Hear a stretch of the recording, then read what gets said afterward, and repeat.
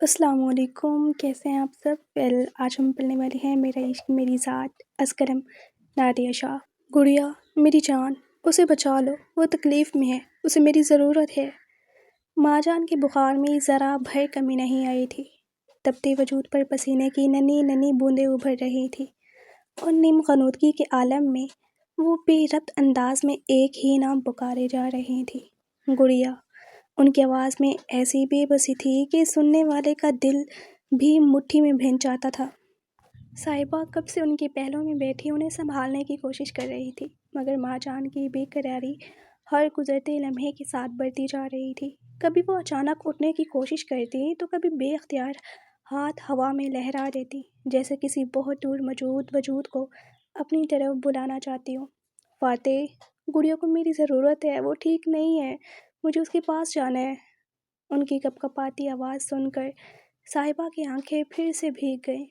وہ ان کے ہاتھ تھام کر انہیں بیڈ پر لٹانے کی کوشش کرنے لگی۔ ماں جان پلیز خود کو سنبھالیں، فاتح بھی آتے ہوں گے، آپ ٹھیک ہو جائیں گی، انشاءاللہ سب ٹھیک ہو جائے گا۔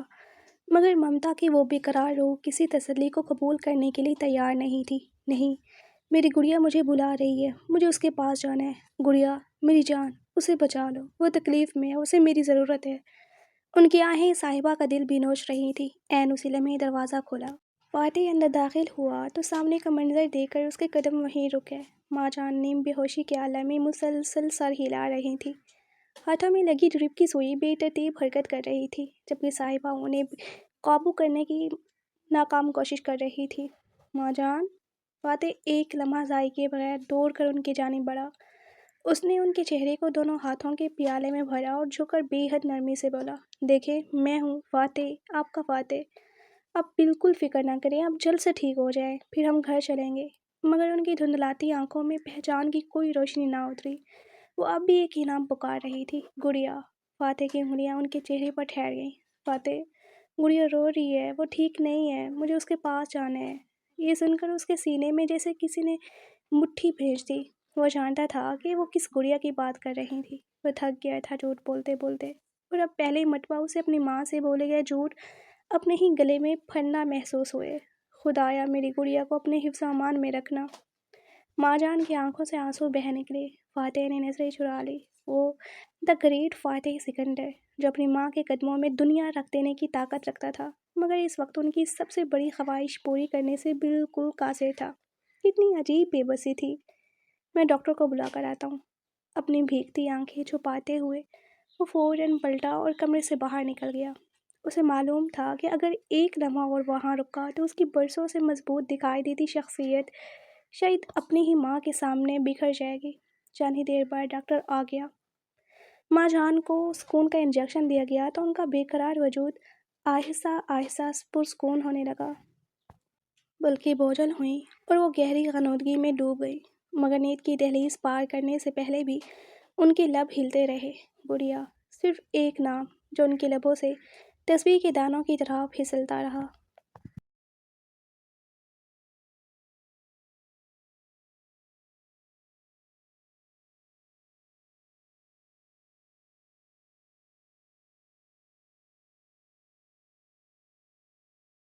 سلطان افندی نماز پڑھ کر مسجد سے باہر نکلے تو سامنے سے آتے ہوئے ڈاکٹرز کو دیکھ کر ان کا دل ایک دم دھڑک اٹھا۔ وہ بے اختیار تیز قدموں سے ان کی جانب بڑھے۔ ڈاکٹر، ان کی آواز میں بے قراری صاف محسوس ہو رہی تھی۔ ڈاکٹر کے چہرے پر چھائی سنجیدگی نے سلطان افندی کے دل میں ایک انجانا خوف اتار دیا۔ سلطان صاحب، ڈاکٹر نے ایک لمحے کے لیے توقف کیا اور پھر گہرا سانس لے کر بولے، او نیگیٹو بلڈ ڈونیشن کیمپ میں بھی دستیاب نہیں ہو سکا۔ یہ الفاظ سلطان افندی کے لیے کسی عذاب سے کم نہ تھے۔ ان کے قدم جیسے وہیں زمین میں پیوست ہو گئے، چہرے پر سختہ طاری ہو گیا۔ وہ کچھ کہنا چاہتے تھے مگر لبوں نے جیسے ساتھ چھوڑ دیا۔ او نیگیٹو نہیں ملا؟ یعنی امید کی آخری ڈور بھی ٹوٹ گئی تھی؟ ان کی پترائی ہوئی آنکھوں سے آنسو ایک بار پھر بہہ نکلے، مگر اس بار ان آنسوؤں میں پہلے سے کہیں زیادہ درد تھا۔ نہیں، ان کے لبوں سے بامشکل آواز نکلی، ایسا نہیں ہو سکتا۔ وہ بے اختیار شیشے کے پار دیکھنے لگے، جہاں ان کی ہیر، ان کی زندگی اور موت کے درمیان معلق تھی۔ اللہ، میری بچی کو مجھ سے مت چھیننا میرے اللہ۔ مگر ڈاکٹر کے اگلے جملے نے اچانک ان کے بے جان ہوتے وجود میں جیسے زندگی ایک لہر دوڑا دی، لیکن سلطان افندی کی نظریں فوراً ڈاکٹر کے چہرے پر جم گئی۔ لیکن کیا ڈاکٹر؟ وہ بے قراری سے گویا ہوئے۔ ہمیں ہمارے ساتھی ڈاکٹر سرمد کے ذریعے معلوم ہوا ہے کہ یہاں ایک شخص موجود ہے، فاتح سکندر۔ ان کی والدہ اسی ہسپتال میں زیر علاج ہے اور ان کا بلڈ گروپ بھی او نیگیٹو ہے۔ سلطان افندی نے ایسے ڈاکٹر کو دیکھا جیسے ابھی بھی کسی گہری نیند سے جاگے ہو۔ فاتح سکندر، او نیگیٹو، یہ نام ان کے لیے اس وقت کسی امید کی آخری کرن بن چکا تھا۔ آپ لوگ فوراً ان سے رابطہ کریں، ڈاکٹر نے جلدی سے کہا۔ ہم نے ڈاکٹر سرما کو اطلاع دے دی ہے، وہ انہیں آپ کے پاس بھیج دیں گے، لیکن جلدی کرنا ہوگی۔ پیشنٹ کی حالت بہت نازک ہے اور ہمارے پاس وقت بہت کم ہے۔ ڈاکٹر، ان کا روم کون سا ہے؟ سلطان افندی نے بے قراری سے پوچھا۔ مجھے ان کے روم کا علم نہیں، لیکن آپ فکر نہ کریں، ڈاکٹر سرمد انہیں یہاں لے آئیں گے۔ ڈاکٹر یہ کہتے ہوئے آگے بڑھ گیا، مگر سلطان افندی وہیں کھڑے رہ گئے۔ چند لمحے پہلے جس شخص کو لگ رہا تھا کہ اس کی دنیا ختم ہونے والی ہے، اب اس کے دل میں ایک ننھی سی امید جنم لے چکی تھی۔ وہ اب بے قراری سے فاتح سکندر نامی شخص کا انتظار کر رہے تھے۔ شیشے کے اس پار پٹیوں میں لپٹا وہ نازک وجود انہیں اندر سے توڑ رہا تھا۔ بس ایک بار آنکھیں کھول دو میری جان، بابا یہیں ہیں، تمہیں کہیں نہیں جانے دے گا۔ چند قدم دور علینا بیگم بھی بے بسی سے بیٹھی تسبیح کے دانے گھما رہی تھیں۔ ان کی آنکھیں مسلسل دروازے پر جمی تھیں۔ ان کی حالت بھی سلطان افندی سے کم کہاں تھی؟ آخر ماں تھی، اولاد کی تکلیف کے سامنے ماں کا دل کہاں مضبوط رہ پاتا ہے؟ اس وقت جیسے رک گیا تھا۔ ہر گزرتا لمحہ ایک صدی معلوم ہو رہا تھا، اور سلطان افندی کو صرف ایک شخص کا انتظار تھا، فاتح سکندر۔ وہ نہیں جانتے تھے کہ جس شخص سے وہ اپنی بیٹی کی زندگی مانگنے والے تھے، وہی شخص برسوں سے ان کے خلاف اپنے سینے میں انتقام کی آگ لیے بیٹھا تھا، اور تقدیر نے آج پہلی مرتبہ دونوں کو ایک ہی جگہ، ایک ہی ضرورت کے تحت لا کھڑا کیا تھا۔ ایک طرف ایک باپ کی بے بسی تھی تو دوسری طرف ایک بیٹے کا برسوں پرانا انتقام۔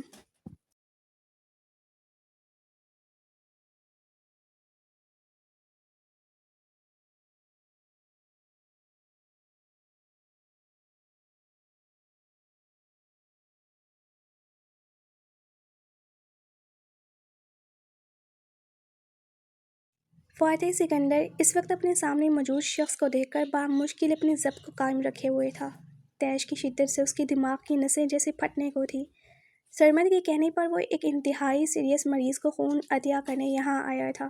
ویسے بھی اسے خون دینا تھا تو پھر کیوں نہ اس مریضہ کو دیا جائے جس کی سانسیں کسی بھی لمحے زندگی کا ساتھ چھوڑ سکتی تھی۔ شاید اس کے خون سے کس کی زندگی بچ جاتی، کسی باپ کے تڑپتے دل کو قرار آ جائے، کسی ماں کی بے شمار دعاؤں کو اثر مل جائے۔ اس کے لیے اس سے زیادہ سکون دہ بات اور کیا ہو سکتی تھی؟ مگر سرمد سے مطلوبہ وارڈ کا پوچھ کر جب وہ یہاں پہنچا تو ICU کے باہر کھڑی شخص کو دیکھتے ہی اس کے قدم جیسے زمین میں گڑ گئے۔ سلطان افندی! اس شخص کو دیکھتے ہی اس کی رگوں میں دوڑتا خون جیسے یکدم کھول اٹھا۔ اس کی آنکھوں کے سامنے ماں جان کا زرد بیمار وجود لہر آ گیا۔ ماری تیش کے فاتح کی جبڑوں کی ہڈیاں تک بھج گئی۔ جس شخص کی وجہ سے اس کی ماں برسوں سے ماضی کے ملبے تلے دبی ہوئی تھی، جس کی ایک غلطی نے ان کی پوری زندگی کو اذیت ناک بنا دیا تھا۔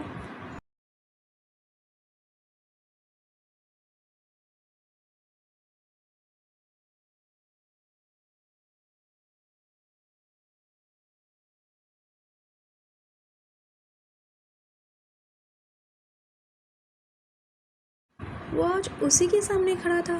ایک لمحے کے لیے فاتح کے اندر کا درندہ جاگا۔ دل چاہا آگے بڑھے، اس شخص سے اس کی ماں کے ایک ایک آنسوں کا حساب مانگے، اسے بتائے کہ جن زخموں کو وہ برسوں پہلے بھول چکا تھا وہ آج بھی کسی کے سینے میں زندہ ہے۔ وہ مٹھیاں بھینچے سلطان افندی کو دیکھتا رہا۔ دوسری طرف سلطان افندی بھی اسے دیکھ چکے تھے۔ اگلے ہی لمحے وہ بے اختیار اس کی طرف لپکے، جیسے کوئی بھکاری برسوں کا خالق کا شکون لیے اپنی آخری امید کے در پر کھڑا ہو۔ کیا تم فاتح سکندر ہو؟ ان کے لہجے میں ایسی بے بسی تھی جس کا تصور بھی فاتح نے کبھی نہیں کیا تھا۔ فاتح نے آہستگی سے نظریں اٹھائیں۔ سامنے کھڑا سلطان افندی آج وہ بااثر شخص نہیں لگ رہا تھا جس کا نام سن کر لوگ راستہ بدل لیتے تھے۔ نہ اس کے لہجے میں رعب تھا، نہ چہرے پر غرور۔ وہ اس لمحے صرف ایک باپ تھا، ایک ایسا باپ جس کی پوری دنیا چند قدم دور شیشے کے پیچھے زندگی اور موت کے درمیان معلق تھی۔ فاتح نے محض سر اس بات میں ہلا دیا، جی، بس ایک لفظ، مگر اس ایک لفظ نے سلطان افندی کی ڈوبتی حوصلوں میں جیسے زندگی پھونک دی تھی۔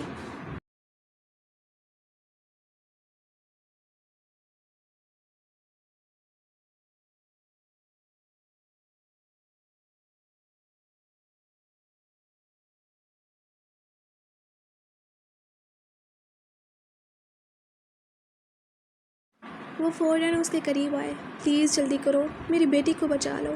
ان کی آواز بھرا گئی۔ وہ مر جائے گی۔ یہ الفاظ فاتح کے دل سے ٹکرائے تو اس کے لبوں پر ایک انتہائی ہلکی سر سی مسکراہٹ ابھری۔ شکار خود اس کے سامنے چل کر آیا تھا۔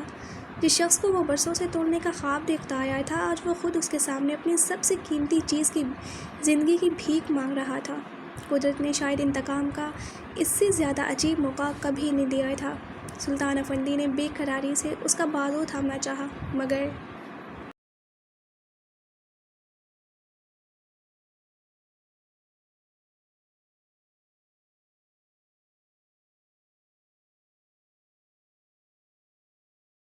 چلو پلیز، ایک لمحہ بھی ضائع مت کرو۔ میری بیٹی کی زندگی کے لیے ایک ایک لمحہ بہت زیادہ اہم ہے۔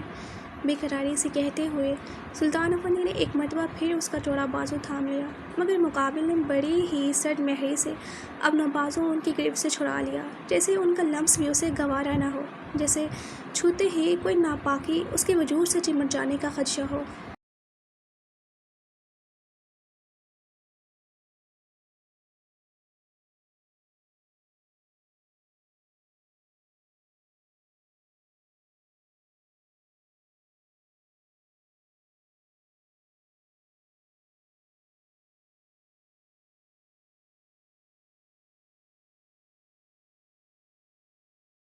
سلطان افندی چند لمحوں کے لیے ساکت رہ گئے۔ کیا ہوا بیٹا، تم چل کیوں نہیں رہے؟ وہ الجھن اور بے بسی کے ملے جلے تاثرات کے ساتھ پوچھ ہی رہے تھے کہ فاتح سکندر نے ان کی بات درمیان میں ہی کاٹ دی۔ اتنی جلدی بھی کیا ہے سلطان صاحب؟ لہجہ اتنا پرسکون تھا کہ سلطان افندی کی بے چینی اور بڑھ گئی۔ فاتح نے بے نیازی سے کوریڈور کی دیوار کے ساتھ رکھی بینچ کی طرف قدم بڑھائے، پھر نہایت اطمینان سے اس پر بیٹھتے ہوئے ٹانگ پر ٹانگ جما کر پشت دیوار سے ٹکا دی۔ اس کے چہرے پر عجیب سا سکون تھا، ایسا سکون جو سلطان افندی کو کسی طور مطمئن نہیں کر پا رہا تھا۔ فاتح کی آنکھوں میں تیرتی وہ نامعلوم سی چمک ان کے دل کو انجانے خدشے میں مبتلا کر رہی تھی۔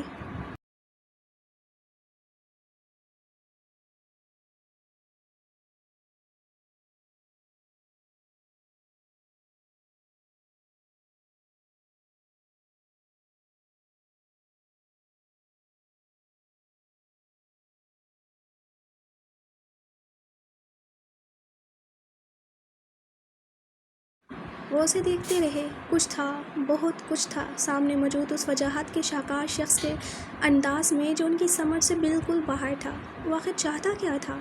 سلطان افندی نے بے اختیار ICU کے دروازے کی طرف دیکھا، پھر فاتح کی جانب۔ دیکھو بیٹا، میری بیٹی کی حالت بہت نازک ہے۔ ڈاکٹر نے کہا ہے کہ ہمارے پاس زیادہ وقت نہیں۔ اس بار ان کی نمناک آواز میں بے بسی صاف جھلک رہی تھی۔ فاتح نے چند لمحے خاموشی سے انہیں دیکھا، پھر اس کے لبوں پر ایک انتہائی ہلکی پراسرار مسکراہٹ ابھری۔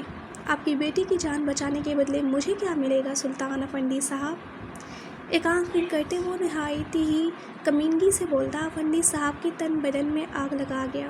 اگر اس وقت ان کی گڑیا کی جان خطرے میں نہ ہوتی تو وہ اس شخص کو بتاتے کہ سلطان افندی آخر چیز کیا ہے، مگر آج معاملہ ان کی انا کا نہیں، ان کی ہیر کی زندگی کا تھا۔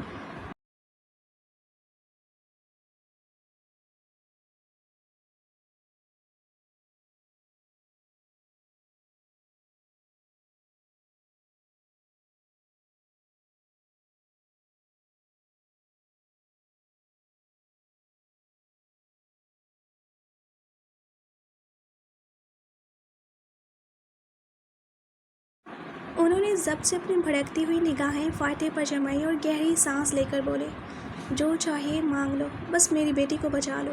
فاتح کے لبوں پر مسکراہٹ مزید گہری ہو گئی۔ سوچ لیجیے گا سلطان صاحب، کہیں ایسا نہ ہو کہ بعد میں اپنی ہی زبان سے کہے ہوئے الفاظ پر پچھتانا پڑے۔ اس کی بات پر سلطان صاحب چند لمحے فاتح کی شخصیت کا بغور جائزہ لیتے رہے۔ وجہ چہرہ، پروقار حلیہ اور انداز سے وہ کسی بھی طور پر کسی معمولی گھرانے کا فرد دکھائی نہیں دیتا تھا۔ پھر یہ بدلے کی بات کیوں؟ ان کے ذہن میں فوراً ایک خیال ابھرا، شاید دولت کا لالچ ہوگا۔ ساری دولت چیز ہی ایسی ہے، جتنی بڑھتی جائے انسان کی خواہش اتنی ہی بڑھتی چلی جاتی ہے۔ انہوں نے دل ہی دل میں اندازہ لگایا، کتنی رقم چاہیے تمہیں؟ لاکھوں، کروڑوں، اربوں، خربوں؟ جتنی چاہیے میں دوں گا، مگر یہ باتیں بعد میں ڈسکس کریں گے، ابھی وقت بہت کم ہے۔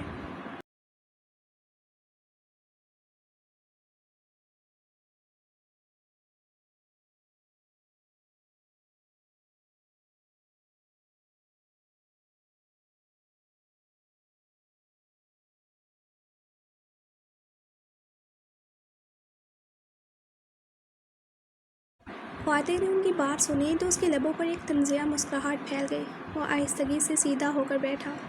یہی تو مسئلہ ہے آپ جیسے لوگوں کا۔ اس کی نگاہیں سلطان افندی کی آنکھوں میں جا ٹھہری۔ ہر مسئلے کا حل پیسوں کے ڈھیر میں تلاش کرتے ہیں۔ اس کے لہجے میں ایسی حقارت تھی کہ سلطان افندی کے ماتھے پر شکنیں ابھر آئیں۔ تو پھر چاہتے کیا ہو؟ اس بار وہ جھنجھلا کر بولے۔ ایک تو بہت تیزی سے ہاتھ سے پھسلتا جا رہا تھا، اوپر سے یہ عجیب سائیکو انسان ان کے گلے پڑ چکا تھا۔ مگر کیا کریں، مجبوری چیز ہی ایسی ہے کہ کبھی کبھی گدھے کو بھی باپ بنانا پڑتا ہے۔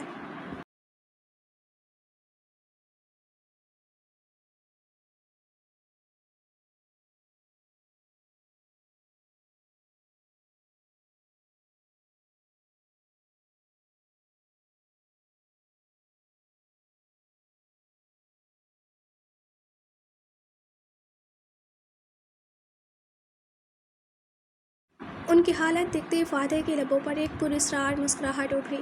اس دنیا میں ہر چیز کی ایک قیمت ہوتی ہے سلطان صاحب۔ وہ ذرا سا آگے جھکا۔ اور آج آپ کی بیٹی کی قیمت بھی ہے۔ سلطان افندی کی دھڑکن میں سے ایک لمحے کو رک گئی۔ فاتح نے چند لمحے توقف کیا، پھر انتہائی سرد لہجے میں کہا، اور آپ کی بیٹی کی جان کی قیمت آپ کی بیٹی خود ہے۔ کوریڈور میں ایک لمحے کے لیے ایسی خاموشی چھا گئی جیسے وقت بھی اپنی جگہ رک گیا ہو۔ کیا مطلب ہے تمہارا؟ سلطان افندی کے لب کپ کپائے۔ فاتح کی آنکھوں میں عجیب سی چمک ابھری۔ مطلب بالکل صاف ہے۔ وہ آہستگی سے اٹھ کھڑا ہوا۔ آج میں آپ کی بیٹی کو خون دوں گا، اس کی جان بچاؤں گا۔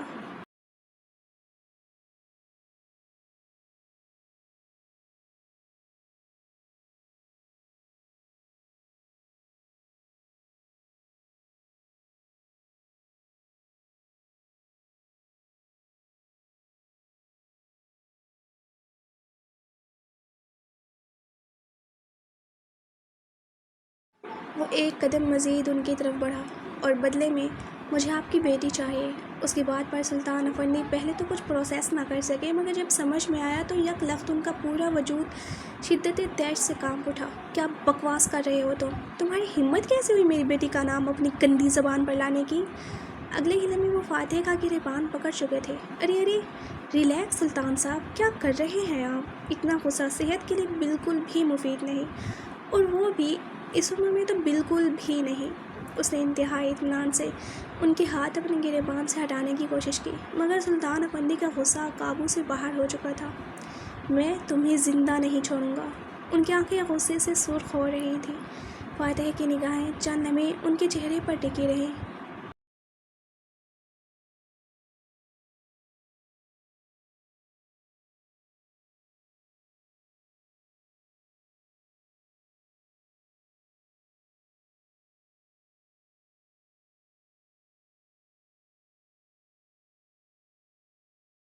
پھر اس کے لبوں پر ایک سرد پراسرار مسکراہٹ نمودار ہوئی۔ سوچ لیں سلطان صاحب، 48 گھنٹوں میں سے صرف 46 گھنٹے باقی رہ گئے ہیں، اور میرا نہیں خیال کہ آپ کو مزید ایک بھی لمحہ ضائع کرنا چاہیے۔ وقت کسی کا انتظار نہیں کر رہا۔ آخری بات آئی سی یو کے اس پار دیکھتے ہوئے وہ بولا تو سلطان افندی نے ہارے ہوئے جواری کی طرح اس کا گریبان چھوڑا، اور گرنے کے سے انداز میں وہ بیٹھ پر ڈھہ سے گئے۔ یہ بے بسی بھی نا کتنی عجیب شے ہے، انسان کو وہاں لا کھڑا کرتی ہے جہاں اس کی دولت، طاقت، رعب، مرتبہ سب ایک ایک کر کے بے معنی ہو جاتے ہیں۔ سلطان افندی نے کبھی سوچا بھی نہ تھا کہ ایک دن وہ اپنی بیٹی کی زندگی کے لیے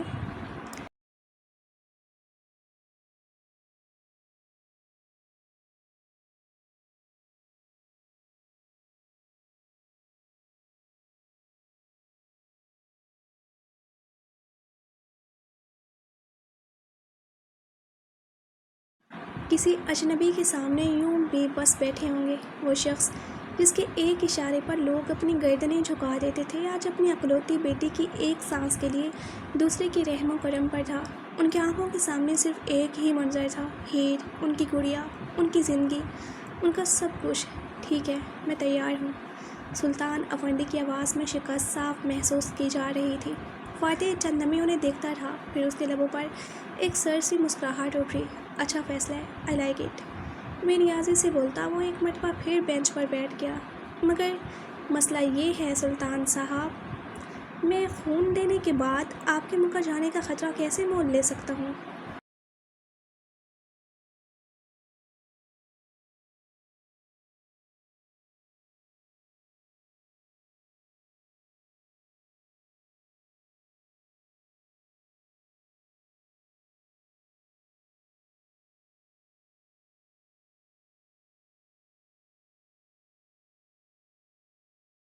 سلطان افندی نے حیرت سے اسے دیکھا تو فاتح نے بے نیازی سے شانے اچکائے۔ آخر آپ جیسے لوگ اعتبار کے قابل تھوڑے ہوتے ہیں۔ آج وعدہ کریں گے، کل اپنی طاقت اور اثر و رسوخ کا استعمال کر کے سب کچھ بدلنے کی کوشش کریں گے۔ تو لہٰذا جب تک آپ کسی قانونی معاہدے پر دستخط نہیں کریں گے، میرے قیمتی خون کا ایک قطرہ آپ کی بیٹی کے جسم میں نہیں جائے گا۔ سلطان افندی نے بے بسی سے آنکھیں بند کی۔ تمہیں جو زمانہ چاہیے مل جائے گی۔ فاتح نے سیدھا ہو کر بیٹھتے ٹانگ پر ٹانگ جمائی۔ تو پھر دیر کس بات کی؟ سلطان افندی نے فوراً اپنی جیب سے موبائل نکالا۔ تم خون دینے کی تیاری کرو۔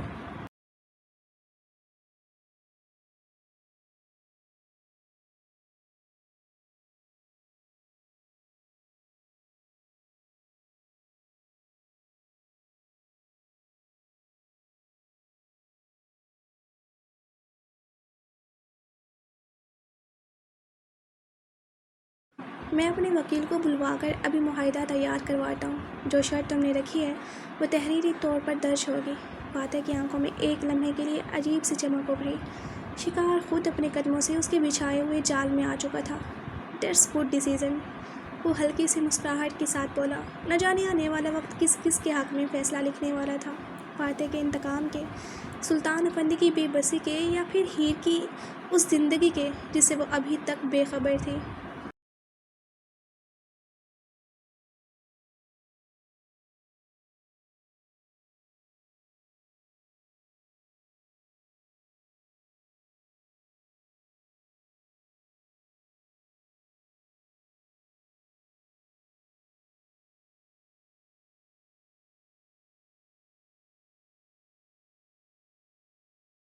وہ آنکھیں موندے ہسپتال کے اس سرد و خاموش کمرے میں پڑا، اپنے جسم کا قطرہ قطرہ خون پردے کے اس پار پڑے نازک وجود میں انڈیل رہا تھا۔ وہ وجود جو پہلے ہی نظر میں اس کے جسم و جاں میں سرایت کرتا، اس کی روح کا ایک حصہ بن گیا تھا۔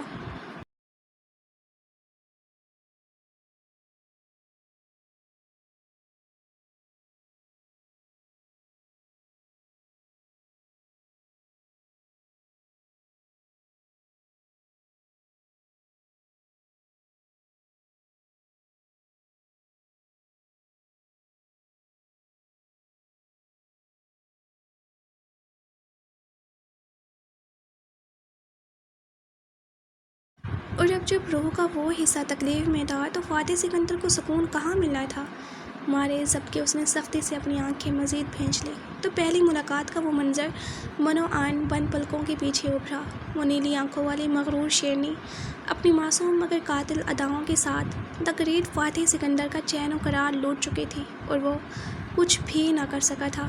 کیا عجیب کشمکش تھی! جس شخص کی زندگی اجاڑنے کے ارادے سے وہ پل پل تڑپا تھا، آج اسی شخص کی بیٹی کی رگوں میں اپنی زندگی دوڑتے دیکھ رہا تھا۔ وہ اسے صرف سلطان افندی کی کمزوری سمجھ کر اس کھیل میں لایا تھا۔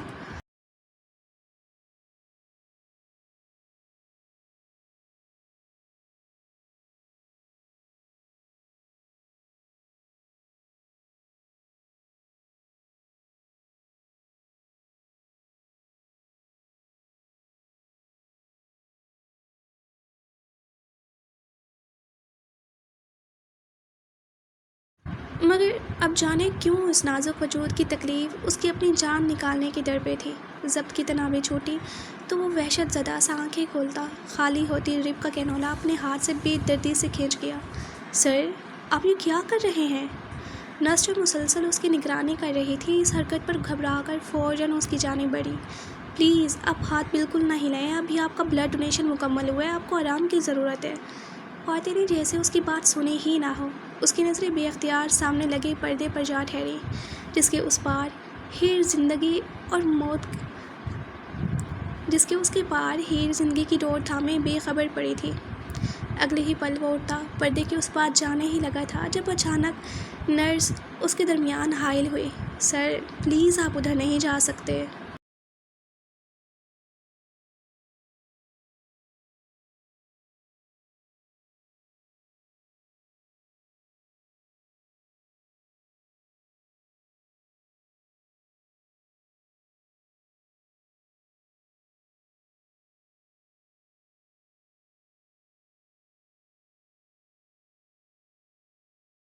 پیشنٹ کی حالت بہت وہ اپنی بات مکمل بھی نہ کر پائی تھی کہ فاتح کی لال انگارہ آنکھیں سیدھی اس کی آنکھوں میں جا پیوست ہوئیں۔ نرس کی سانس جیسے حلق میں ہی اٹک گئی۔ وہ بھول گئی کہ اسے کہنا کیا تھا۔ فاتح کی نگاہوں میں ایسی وحشت تھی کہ اگلے ہی لمحے وہ غیر محسوس انداز میں ایک طرف ہٹ گئی۔ اس وقت اسے واقعی لگا تھا کہ اگر اس نے مزید ایک لفظ بھی کہا تو سامنے کھڑا یہ سائیکوپیتھ اسے اپنی بڑی بڑی ویمپائر جیسی آنکھوں سے ہی سالم نکل جائے گا۔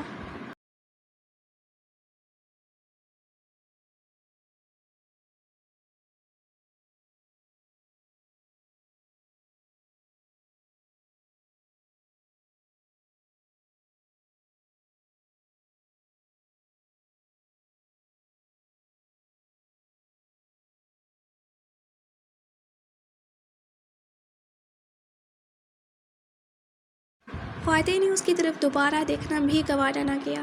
اگلے ہی لمحے وہ پردہ عبور کر کے اس حصے میں داخل ہو چکا تھا جہاں ہیر بے خبر پڑی تھی۔ نرس چند لمحے خوف سے دھڑکتے دل کے ساتھ وہیں ساکت کھڑی اسے جاتے دیکھتی رہی، پھر جیسے ہوش میں آتے وہ تیزی سے پلٹی اور کمرے سے باہر نکل گئی۔ بلا شبہ اس کا ارادہ ڈاکٹر کو بلانے کا تھا۔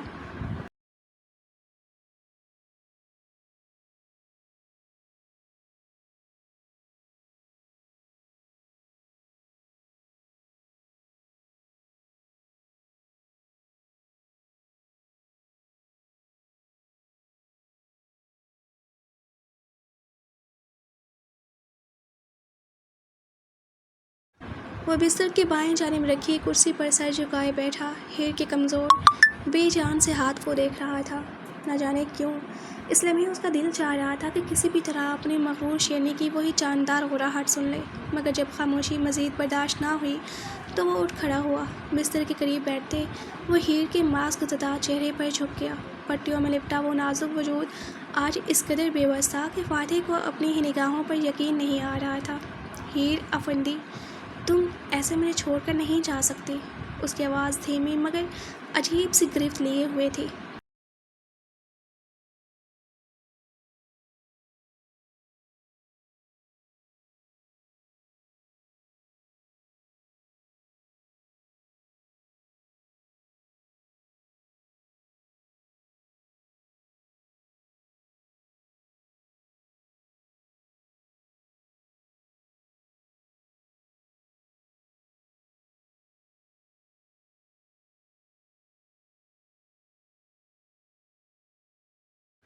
ابھی تو تمہارے باپ کو تمہارے ذریعے انگاروں کے حوالے کرنا ہے۔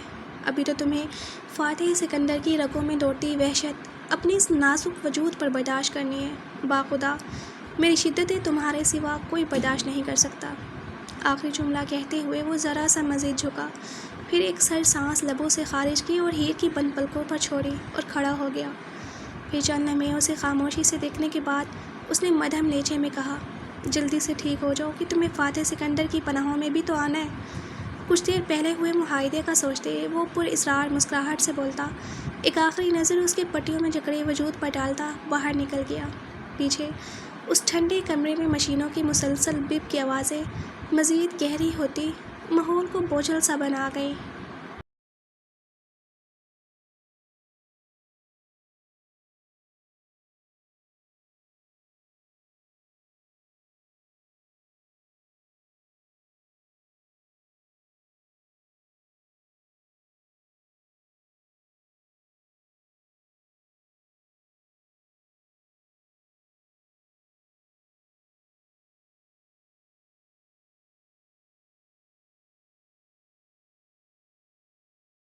ماں جان کی طبیعت قدرے سنبھلی تو فاتح انہیں ہسپتال سے گھر واپس لے آیا تھا۔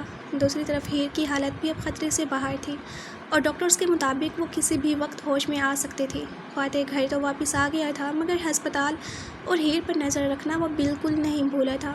اس نے اپنے آدمیوں کو وہاں تعینات کر رکھا تھا جو اسے ہیر کی حالت کے بارے میں لمحہ بالمحہ آگاہ کر رہے تھے۔ اب اسے انتظار تھا تو صرف ہیر کے ہوش میں آنے کا، کیونکہ اس کے بعد ہی اس معاہدے کی اصل کڑی شروع ہونی تھی۔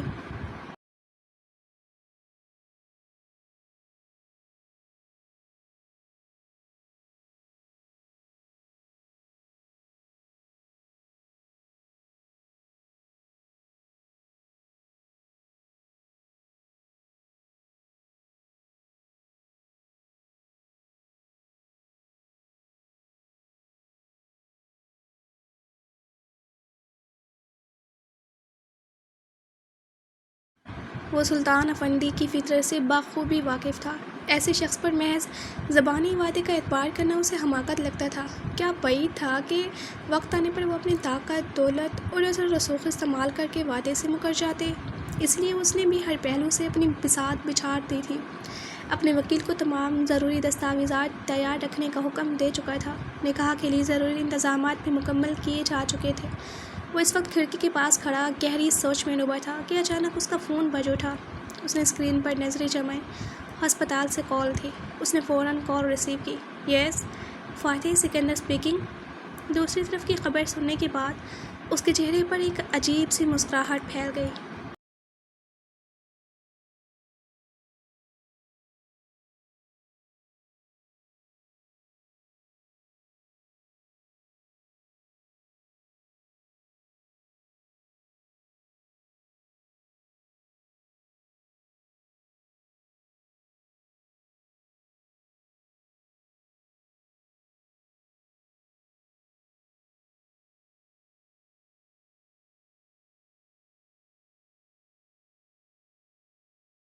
Welcome to life here Effendi, now wait for the real game to بگن۔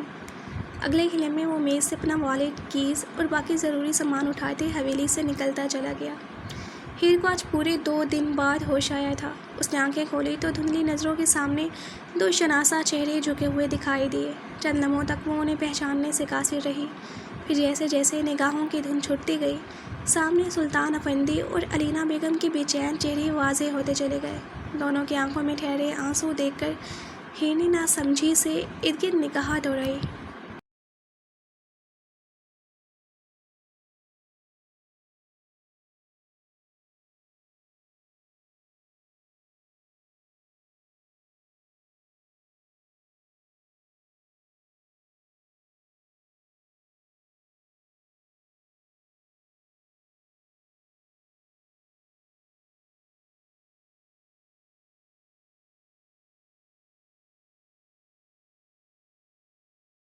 سفید دیواریں، مشینوں کی مدھم آوازیں، دواؤں کی مخصوص بو، ہسپتال۔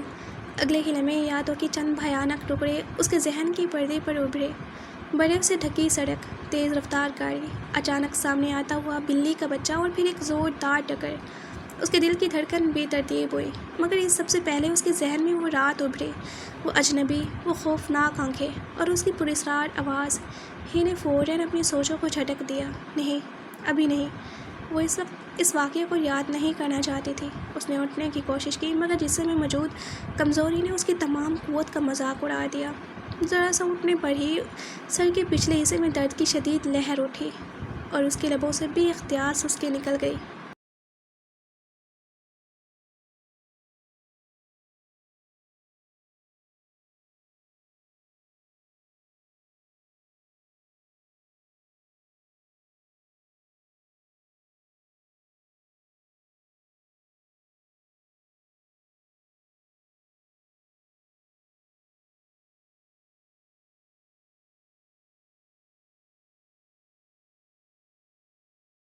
وہ ہمت ہار کر دوبارہ تکیے پر گر گئی۔ سلطان افندی فوراً اس کے قریب آئے۔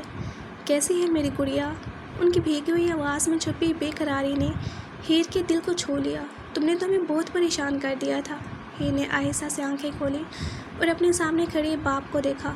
کاغان میں پیش آنے والا واقعہ ایک بار پھر اس کی یادوں سے ٹکرایا، مگر اس نے فوراً ان خیالات کو ذہن سے جھٹک دیا۔ اس وقت وہ اپنے بابا کو مزید پریشان نہیں کرنا چاہتی تھی۔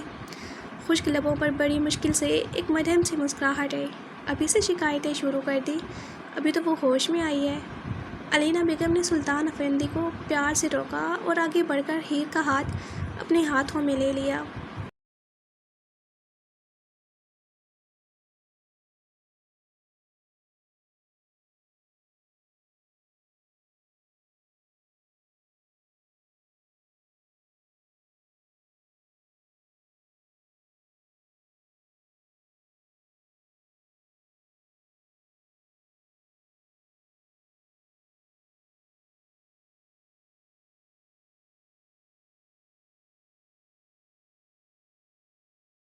بابا جان، میں بالکل ٹھیک ہوں، آپ ریلیکس ہو جائیں۔ ہی دھیمی آواز میں بولی۔ اس نے ذرا سا سر ہلایا تو درد کی کوئی شدید لہر کمپٹیوں سے ہوتی پورے سر میں پھیل گئی۔ آہ! اس کے لبوں سے بے اختیار قرار نکلی۔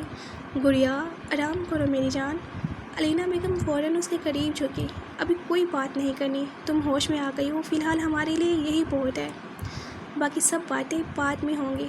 انہوں نے نہایت نرمی سے اس کی آنکھوں پر ہاتھ رکھا۔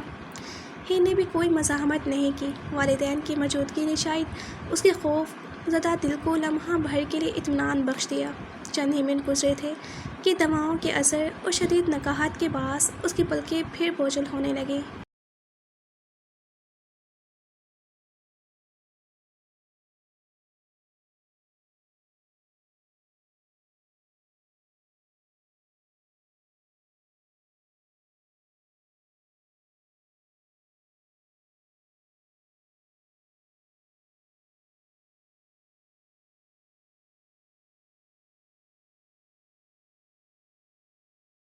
وہ دوبارہ نیند کی وادی میں اتر گئی۔ علینا بیگم دیر تک اس کا ہاتھ تھامے بیٹھی اسے دیکھتی رہی، جبکہ سلطان افندی خاموش کھڑے اپنی بیٹی کے چہرے کو دیکھتے رہے۔ وہ ابھی یہ نہیں جانتے تھے کہ ہیر کے حادثے سے بچ جانے والی زندگی میں ایک اور طوفان قدم رکھنے والا تھا، اور اس طوفان کا نام تھا دی گریٹ فاتح سکندر۔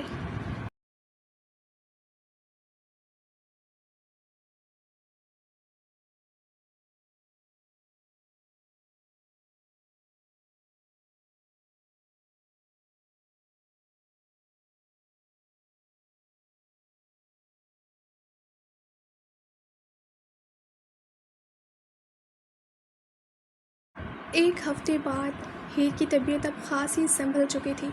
سر کی چوٹ ابھی مکمل طور پر ٹھیک نہیں ہوئی تھی، مگر خطرہ ٹل چکا تھا، اس لیے آج اسے ہسپتال سے ڈسچارج کیا جا رہا تھا۔ میڈیکیشن اور ڈسچارج کی کچھ رسمی کارروائیاں مکمل کرنے کے لیے سلطان افندی نرس کے ہمراہ ریسیپشن کی جانب چلے گئے، جبکہ ہیر کے کمرے میں علینا بیگم موجود تھی۔ وہ کب سے ہیر کو سوپ پلانے کی کوشش کر رہی تھی، مگر ہیر کو سوپ سے ازلی دشمنی تھی۔ بس آخری 2 چمچ، پھر نہیں کہوں گی۔ مما، یار آپ پچھلے 15 منٹ سے یہی آخری 2 چمچ کہہ رہی ہیں۔ ہیر نے بیزاری سے منہ دوسری طرف پھیر لیا۔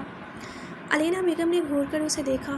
تمہیں بیمار ہونے کے بعد بھی اپنی منمانی سے فرصت نہیں مل رہی؟ میں بیمار ہوں، قیدی نہیں، ہیر نے معصومیت سے کہا تو علینا بیگم کے لبوں پر بے اختیار مسکراہٹ آ گئی۔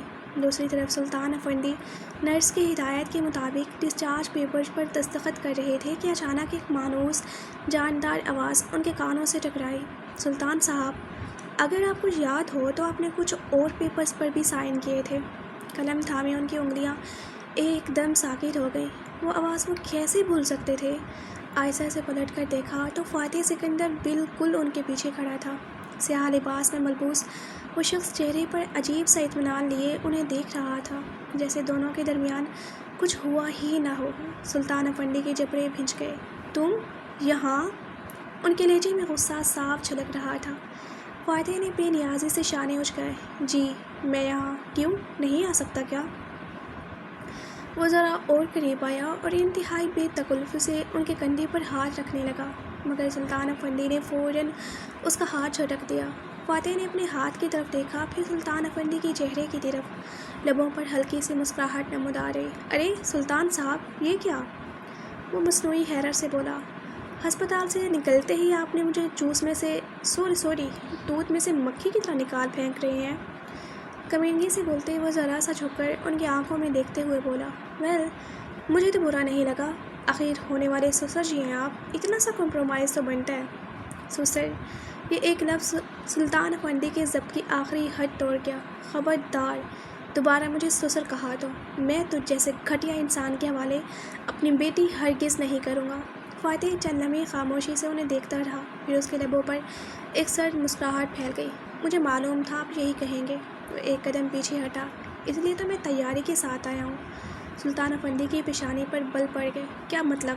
مطلب یہ کہ وہ بے نیازی سے بولتا ان سے ایک قدم دور ہوا اور ایک ہاتھ پینٹ کی جیب میں ڈالتے آہستگی سے اپنے سر کو جھٹکا دیا۔ لبوں پر ایک پراسرار مسکراہٹ ابھری، جس نے سلطان افندی کے دل میں انجانا سا خدشہ پیدا کر دیا۔ مقابل کا یہ پرسکون انداز انہیں کسی طوفان کا پیش خامہ لگ رہا تھا۔ مطلب آپ کو میرا وکیل بتائے گا، کہتے ہوئے اس نے بے نیازی سے مرکزی دروازے کی جانب اشارہ کیا۔ سلطان افندی نے بے اختیار اس کے اشارے کی سمت دیکھا۔ سامنے سے ایک وجیح شخص بلیک ٹو پیس سوٹ میں ملبوس، ہاتھ میں سیاہ رنگ کا لیدر فولڈ تھامے، نہایت پر اعتماد انداز میں ان کی جانب بڑھتا چلا آ رہا تھا۔ وہ سلطان صاحب کے قریب آ کر رک گیا۔ مسٹر سلطان افندی؟ جی، انہوں نے مختصر جواب دیا۔ السلام علیکم سر، میرا نام ایڈوکیٹ حارث ملک ہے اور میں فاتح صاحب کا وکیل ہوں۔ سلطان افندی نے کوئی جواب نہیں دیا۔ ان کی نظریں بے یقینی سے کبھی وکیل کے چہرے پر ٹک رہی تھیں اور کبھی فاتح کی پرسکون وجود پر۔ حارث نے فولڈر کھولا اور چند کاغذات نکال لیے۔ مجھے امید ہے میں آپ کا زیادہ وقت نہیں لوں گا۔ فاتح دیوار سے ٹیک لگائے خاموشی سے کھڑا تھا۔ وکیل نے کاغذات میں سے ایک صفحہ نکال کر سلطان افندی کی جانب بڑھایا۔ یہ وہ معاہدہ ہے جس پر آپ نے اپنے دستخط کیے تھے۔ سلطان افندی کی انگلیاں کاغذ تھامتے ہی کانپ اٹھی۔ حارث نے پرسکون لہجے میں مزید کہا، اور اس معاہدے کی ایک شرط کے مطابق اگر آپ اپنی رضامندی سے اس وعدے سے دستبردار ہوتے ہیں تو میرے موکل کو معاہدے کی خلاف ورزی پر قانونی کارروائی کا حق حاصل ہوگا، اور دوسری بات، اگر آپ نے مزید مکرنے کی کوشش کی تو آپ کی جائیداد کا ایک مخصوص حصہ بطور ہرجانہ میرے موکل کے نام منتقل کرنے کی کارروائی شروع کی جا سکتی ہے۔ حارث نے نہایت اطمینان سے اگلا کاغذ فولڈر سے نکالا۔ معاہدے میں اس کی باقاعدہ شرط موجود ہے سلطان صاحب، اور اس شرط پر آپ کے دستخط ہیں۔ سلطان افندی کے چہرے کا رنگ یکدم اڑ گیا۔ یہ تم نے کب شامل کیا؟ فاتح کے لبوں پر ہلکی سی مسکراہٹ آئی۔ میں نے نہیں سلطان صاحب، یہ شرط بدقسمتی سے آپ نے خود منظور کی۔ ایک آنکھ میں کرتے وہ کمینگی سے بولتا سلطان صاحب کی سارے حوصلے پست کر چکا تھا۔ وہ چند لمحے بے یقینی سے فاتح کو دیکھتے رہے۔ ان کی آنکھوں میں غصہ، بے بسی اور خوف ایک ساتھ اتر آئے۔ فاتح نے جیسے ان کی کیفیت سے لطف اٹھاتے ہوئے نہایت اطمینان سے کہا، اب اگر آپ پھر بھی مکرنے پر بازید ہیں تو مجھے کوئی اعتراض نہیں۔ وہ ذرا سا جھکا۔ بس پھر آپ کو اپنی بیٹی کے ساتھ ساتھ اپنی جائیداد کے اس مخصوص حصے کو بھی الوداع کہنا ہوگا۔ اس کے بعد سلطان افندی نے بے اختیار مٹھی بھیج لی۔ ان کے پاس اب مقابل کی بات ماننے کے سوا کوئی چارہ نہ رہ گیا تھا۔ وہ جھکے ہوئے کندھوں کے ساتھ واپس روم میں آئے تو وہاں علینا بیگم گھر جانے کی تیاری کر رہی تھی، جبکہ ہیر بیڈ سے ٹیک لگائے نیم دراز بیٹھی تھی۔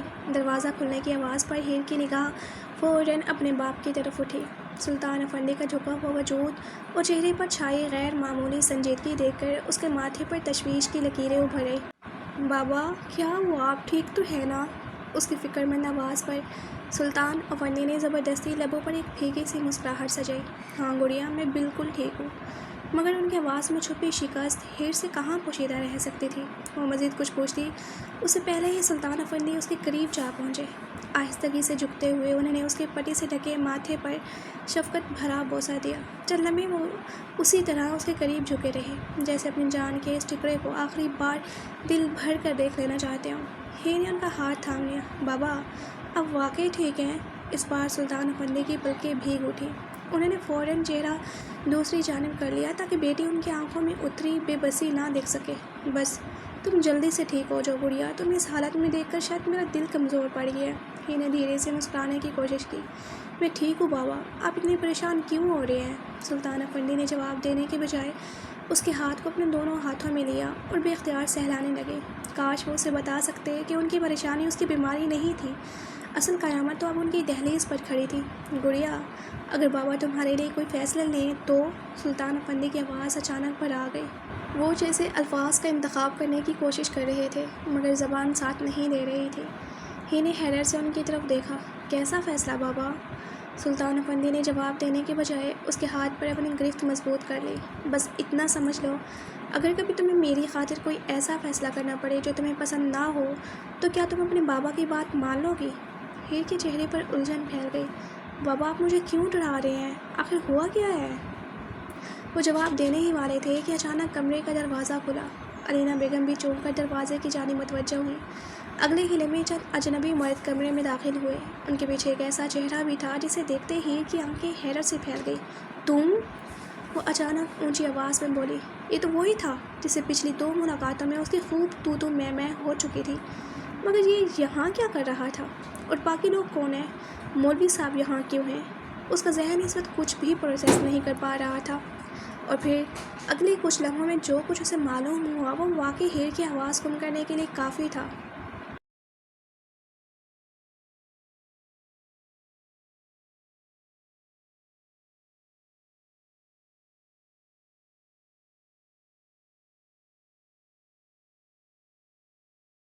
بابا، یہ سب یہ شخص کیا کہہ رہے ہیں؟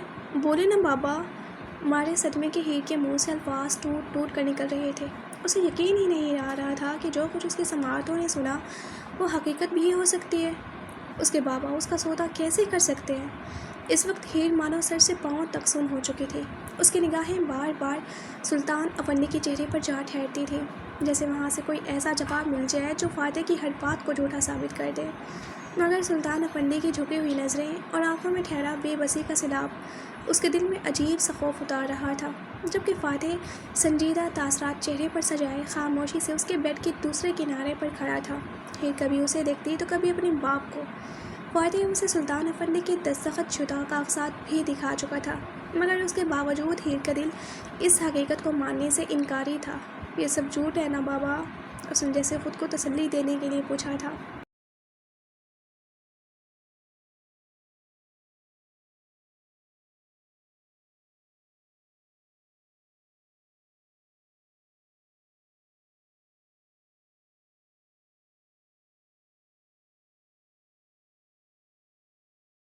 اس کی آنکھوں میں بے یقینی تیر رہی تھی، جیسے وہ ابھی اپنے باپ کے منہ سے ایک لفظ سن کر اس بھیانک حقیقت کو جھوٹ میں بدل دینا چاہتی ہو۔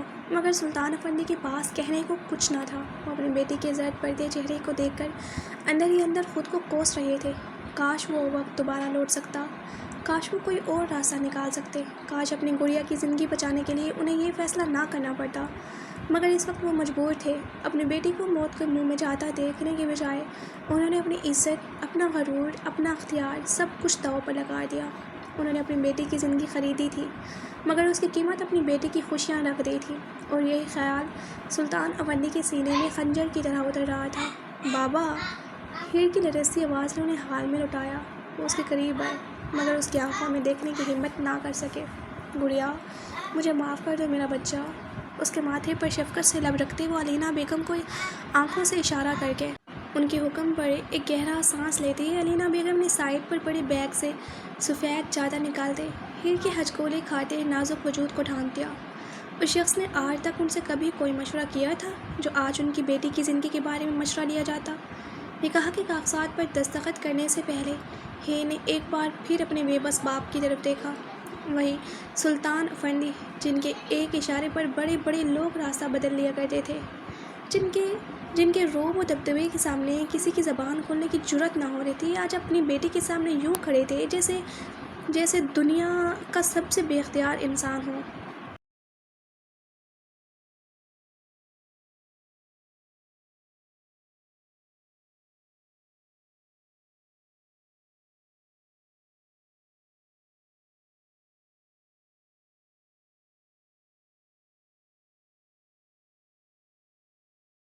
علینا بیگم بھی صدمے سے گنگ کھڑی تھی۔ ان کے لب ہل رہے تھے مگر آواز جیسے کہیں گم ہو گئی تھی۔ سائن کرو، میرے پاس وقت نہیں ہے۔ اسے ایک ہی جگہ ساکت دیکھ فاتح کی سرد بیزار آواز کمرے میں گونجی اور ہیر کے پورے وجود میں ایک سرد لہر دوڑا گئی۔ آج تک وہ جتنی مرتبہ اس شخص سے ٹکرائی، کبھی اس کی موجودگی سے خوفزدہ نہیں ہوئی تھی۔ وہ اس سے الجھتی تھی، لڑتی رہی تھی، اس کی آنکھوں میں آنکھیں ڈال کر جواب دیتی رہی تھی، مگر آج معاملہ صرف ایک بحث یا جھگڑے کا نہیں تھا۔ آج وہ شخص اس کی پوری زندگی اپنے ہاتھ میں لیے کھڑا تھا۔ میں نہیں کروں گی کوئی سائن، وقت نہیں ہے تو دفع ہو جائے نا یہاں سے۔ وہ اچانک چیخی، مگر مقابل ایسا تھا جیسے سن ہی نہ رہا ہو۔ ہیر کی آواز میں غصے سے زیادہ خوف تھا۔ سلطان افندی نے فوراً فاتح کی طرف دیکھا۔ خدا کے لیے رحم کرو، اس کی طبیعت کا خیال تو کر لو، ابھی ابھی ہوش میں آئی ہے۔ مگر فاتح کے چہرے پر کوئی اثر نہ ہوا۔ وہ ہیر کو دیکھے بغیر سرد لہجے میں بولا، ہیر سلطان افندی، سائن کرو، ورنہ میرے ایک اشارے پر تمہارا باپ روڈ پر آ جائے گا اور تمہیں پھر بغیر نکاح کے میرے ساتھ جانا پڑے گا۔ لہٰذا چپ چاپ سائن کرو، یہ نہ ہو کہ میرا فیصلہ بدلنے میں لمحہ بھی نہ لگے۔ اس کی بات پر سلطان افندی کے چہرے کا رنگ بدل گیا۔ ہیر کی سانس بھی جیسے رک سی گئی۔ نہیں، اس کے لبوں سے بے اختیار نکلا۔ وہ فاتح کو دیکھ رہی تھی، اس شخص کو جس کی آنکھوں میں آج اسے عجیب سی وحشت دکھائی دے رہی تھی۔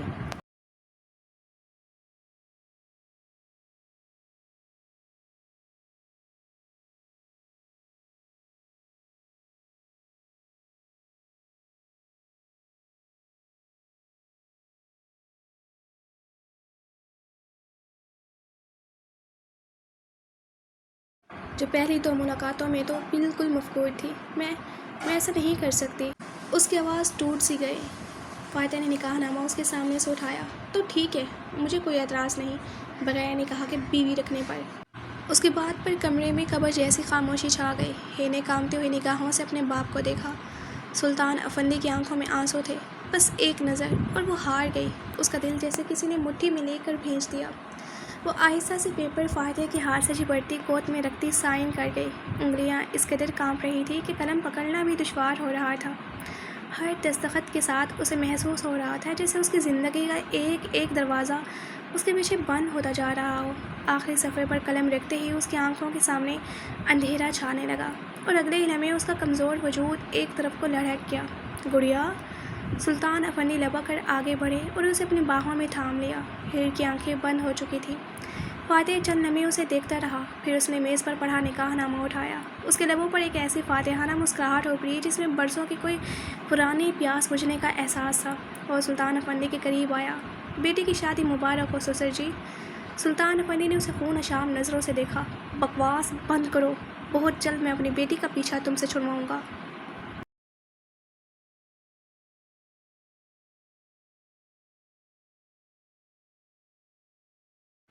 ان کی دھمکی پر فاتح ہلکا سا مسکرایا۔ اب تو یہ رشتہ عمر بھر کا ہے سلطان صاحب۔ یہ کہتے ہی اس نے ہیر کے نازک وجود کو سلطان افندی کی باہوں سے کھینچتے اپنی مضبوط باہوں میں اٹھا لیا۔ صفاک انسان! سلطان افندی کی آواز غصے اور بے بسی سے کانپ اٹھی۔ اس کی حالت تو دیکھو، آخر کیا حاصل کر لو گے یہ سب کر کے؟ ایک لڑکی کی زندگی برباد کر کے کیا ملے گا تمہیں؟ فاتح کے قدم رک گئے۔ وہ چند لمحے خاموش رہا، پھر آہستہ سے پلٹا۔ اس کی آنکھوں میں پہلی مرتبہ غصہ نہیں، درد تھا۔ جو تمہیں ملا تھا۔ اس کی آواز غیر معمولی طور پر دھیمی تھی۔ 20 سال پہلے۔ سلطان افندی کی پیشانی پر بل پڑ گئے۔ کیا مطلب؟ فاتح نے کوئی جواب نہیں دیا، بس ہیر کے بے ہوش چہرے پر ایک نظر ڈالی، پھر سلطان افندی کی طرف دیکھا۔ وقت آنے پر سب سمجھ میں آ جائے گا۔ وہ پلٹا اور ہیر کو اپنے حصار میں لیے دروازے کی جانب بڑھ گیا۔ علینا بیگم کے لبوں سے سسکی نکلی، ہیر! مگر فاتح نہیں رکا۔ دروازہ بند ہوا تو سلطان افندی وہیں کھڑے رہ گئے۔ ان کی ذات زلزلوں کے بعد کی اس ویرانے کا منظر پیش کر رہی تھی، جہاں سب کچھ موجود ہو مگر انسان کے پاس کھونے کو کچھ بھی باقی نہ رہے۔ کیا انہوں نے اپنی بیٹی کو کھو دیا؟ کیا ان کی ماضی ان کی معصوم سے گڑیا کے حال کو نگلنے والا تھا؟ سلطان افندی نے شدت غم سے آنکھیں موند لی۔ دل کے کسی تاریک گوشے میں چھپی ایک دھندلی سی یاد نے جیسے دستک دی اور 2 آنسو بے مول سے ہوتے ان کے بوڑھے چہرے پر پھسل گئے۔